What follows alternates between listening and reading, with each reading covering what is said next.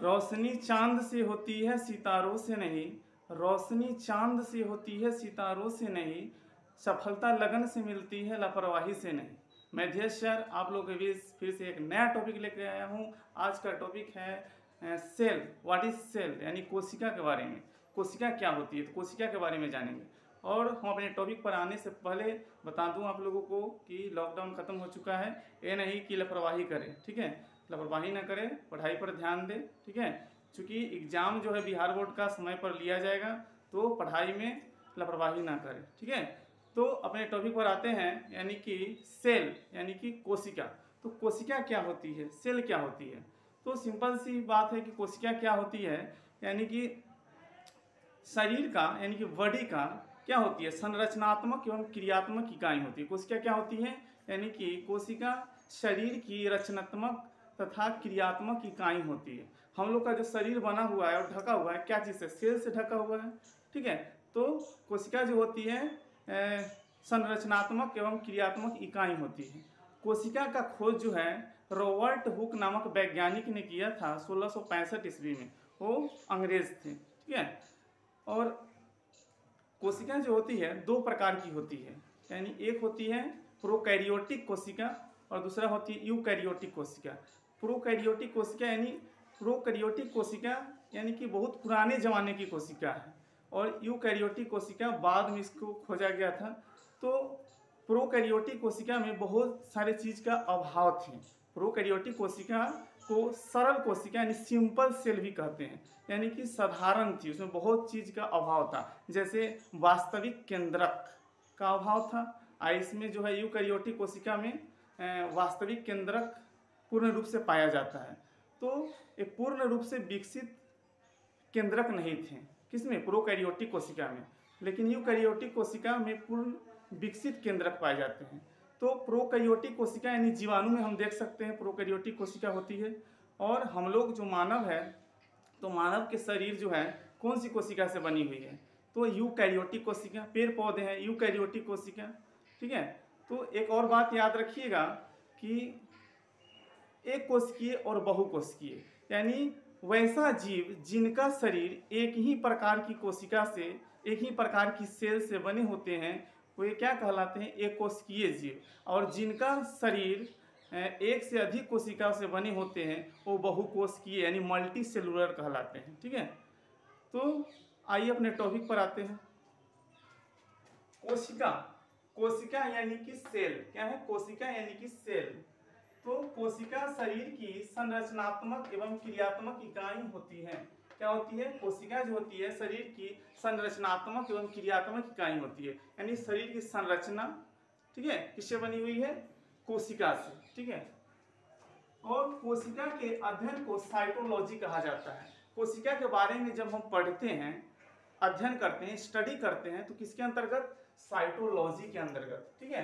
तो कोशिका के अध्ययन को यानी स्टडी को हम लोग साइटोलॉजी कहते हैं, याद रखना है।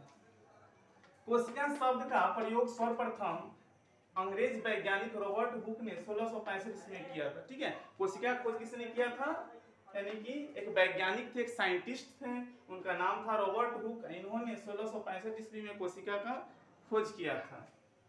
सबसे छोटी कोशिका जीवाणु माइकोप्लाज्म गैलीसेप्टिकमा की होती है, यानी कि सबसे छोटी कोशिका की बात आए तो सबसे छोटी कोशिका किसकी होती है, तो माइकोप्लाज्मा की होती है सबसे छोटी कोशिका। सबसे लंबी कोशिका यानी तंत्रिका तंत्र की कोशिका होती है। सबसे लंबी कोशिका किसकी होती है, तो तंत्रिका तंत्र की कोशिका सबसे लंबी होती है। सबसे बड़ी कोशिका शुतुरमुर्ग के अंडे यानी ऑस्ट्रिच एग की कोशिका होती है, यानी सबसे बड़ी कोशिका की बात आए तो शुतुरमुर्ग के अंडे की होती है। शुतुरमुर्ग आप लोग देखे होंगे, हो सकता है। शुतुरमुर्ग एक कहने का मतलब जीव है, यानी बर्ड के अंतर्गत आते हैं, तो बड़े होते हैं। ऐसे कभी कभी आपने जनरल नॉलेज में देखा होगा या बचपन में पढ़ा होगा, तो कभी कभी जनरल नॉलेज वाला बुक में दिया होता है, बताइए कौन ऐसा पक्षी है जो 2 किलो की अंडा देती है, कौन ऐसी पक्षी है जो हरे रंग की अंडा देती है, तो शुतुरमुर्ग, ठीक है। तो शुतुरमुर्ग की अंडे की जो कोशिका होती है सबसे बड़ी होती है। कोशिका सिद्धांत का प्रतिपादन 1800 1838 से 39 में स्लाइडेन और स्वान ने किया था। यानी कोशिका सिद्धांत का प्रतिपादन दो वैज्ञानिक ने किया था मिलकर के, स्लाइडेन और स्वान नामक वैज्ञानिक ने। कब किया था? तो 1838 से 39 में, याद रखना है। कोशिका दो प्रकार की होती है। कोशिका कितने प्रकार की होती है? दो प्रकार की होती है, यानी प्रोकैरियोटिक कोशिका और यूकैरियोटिक कोशिका। ठीक है, तो प्रोकैरियोटिक कोशिका, इसके बारे में हम बताएं कि प्रोकैरियोटिक कोशिका क्या होती है। पुराने जमाने की कोशिका, प्रोकैरियोटिक कोशिका को पुराने जमाने की कोशिका कहते हैं। यह सिंपल होती है कोशिका। प्रोकैरियोटिक कोशिका जो होती है सिंपल होती है। एक कोशिका को हम लोग क्या कह सकते हैं? पुराने जमाने की कोशिका कह सकते हैं या प्रारंभिक कोशिका कह सकते हैं। पहले जब कोशिका के खोज हुआ था पृथ्वी पर, धरती पर, तो क्या हुआ था? वही कोशिका खोजा गया था, प्रोकैरियोटिक कोशिका। बाद में जो और पता लगाया गया यूकैरियोटिक कोशिका का, पहले जो था उसी का पता लगाया गया था, यानी कि प्रोकैरियोटिक कोशिका का। ठीक है, तो उसको प्रारंभिक कोशिका भी कह सकते हैं। उसमें बहुत सारी चीज़ का अभाव था। ठीक है, जैसे कि क्लोरोफिल का भी अभाव था, वास्तविक केंद्रक का भी अभाव था। ठीक है, और ये क्या है? यूकैरियोटिक कोशिका। यूकैरियोटिक कोशिका यानी कि हम लोगों का शरीर, मानव का शरीर जो बना हुआ है वो कौन सी कोशिका से? तो यूकैरियोटिक कोशिका से। ये जो है, जब इसका खोज किया गया था तो इसमें बहुत सारे चीज़ इसमें पाए गए, जैसे कि गाल्जी काएं, क्लोरोफिल, वास्तविक, पूर्ण वास्तविक केंद्रक, टोटल चीज़ में पाया गया। तो ये बाद में कोशिका का खोज हुआ था। इससे पहले प्रोकैरियोटिक का खोज हुआ तो उसमें बहुत सारी चीज़ का अभाव था।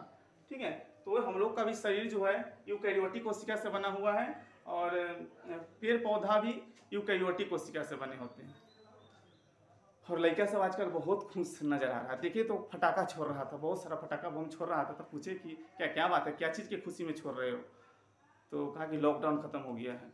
अरे लॉकडाउन खत्म हो गया तो पढ़ो ना। लड़का से खुश इसलिए लड़का से खुश हैं कि क्या, लड़का सब जो मार्केट में जाता था पढ़ाई लिखाई करने तो हाई हेलो ज़्यादा करता था ना, ताक्षा करता था। तो ये लोग खुशी मना रहा है, फटाका छोड़ रहा है कि फिर से वो दिन आ गया है। ठीक है,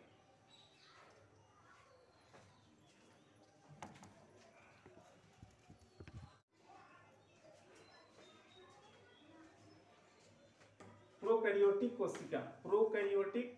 कोशिका यानी वैसी कोशिका जिसमें अविकसित केंद्रक पाई जाती है या केंद्रक का अभाव होती है, प्रोकैरियोटिक कोशिका कहलाती है। यानी वैसी कोशिका जिसमें वास्तविक केंद्रक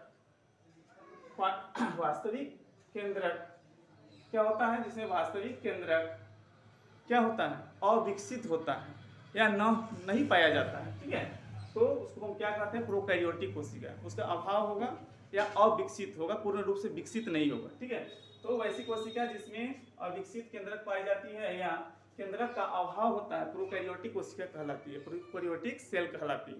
ठीक है, अब देखिए इसके बारे में कुछ पॉइंट्स है, इसको याद रखिएगा हमेशा के लिए। ऑब्जेक्टिव क्वेश्चन में पूछा जाता है, या आपको इससे क्या होगा? बेनिफिट होगा। आपको कंपटीशन क्षेत्र में भी जाइएगा तो आपको क्या है? VVI है, क्या है? विटामिन है। सब जो भी पॉइंट्स हैं, इंपॉर्टेंट पॉइंट्स है, उसको रखते जाइए। ये हर्जा करने का चीज़ नहीं है, ये विटामिन है। जितना पचेगा पचाते रहिए, खाते रहिए, पचाते रहिए, सब काम करेगा आगे। ठीक है, इसे प्रारंभिक कोशिका भी कहते हैं। इसे क्या कहते हैं? प्रारंभिक कोशिका भी कहते हैं। किसको कहते हैं? प्रोकैरियोटिक कोशिका को प्रारंभिक कोशिका भी कहते हैं।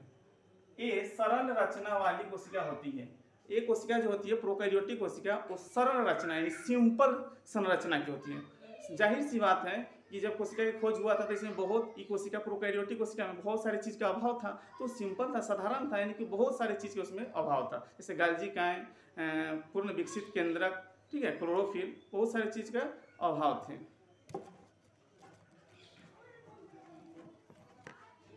बहुत सारी चीज़ का अभाव थे। इस प्रकार की कोशिका जीवाणु में पाई जाती है। ये जो प्रोकैरियोटिक कोशिका है किस में पाई जाती है? यानी कि जीवाणु में पाई जाती है। जीवाणु में देखा जा सकता है। कौन सी कोशिका? प्रोकैरियोटिक कोशिका। अब देखते हैं यूकैरियोटिक कोशिका के बारे में।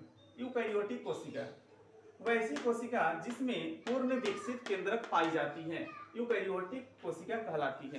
पहले ही हम बता चुके हैं कि वैसी कोशिका जिसमें विकसित केंद्रक पाई जाती है यूकैरियोटिक कोशिका कहलाती है। इसमें केंद्रक जो था विकसित था और बहुत सारी चीज, माने प्रोकैरियोटिक कोशिका की अपेक्षा बहुत सारी चीज उसमें पाए गए।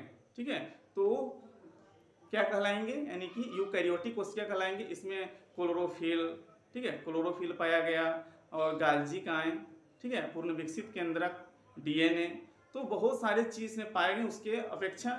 तो इसको हम क्या कहेंगे, यूकैरियोटिक कोशिका कहेंगे। हम लोग का शरीर भी क्या चीज़ से बना है, कौन सी कोशिका से बना है, तो यूकैरियोटिक कोशिका से बना है। पेड़ पौधा भी यूकैरियोटिक, यानी एक सिंपल सी बात है कि उच्च श्रेणी के लगभग जितने जंतु हैं वो सब यूकैरियोटिक कोशिका से बने होते हैं।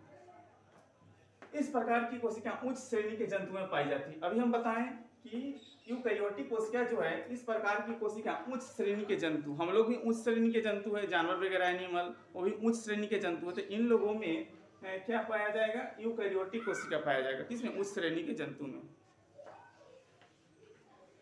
और एक और पॉइंट से याद रखिएगा, वैसा जीव जिनका शरीर एक प्रकार की कोशिका से बने होते हैं उन्हें एक कोशिकीय यानी यूनिसेलुलर, जिनका शरीर एक ही प्रकार की कोशिका से, एक ही टाइप के सेल से बने होते हैं उन्हें हम लोग यूनिसेलुलर यानी कि एक कोशिकीय जीव कहते हैं। और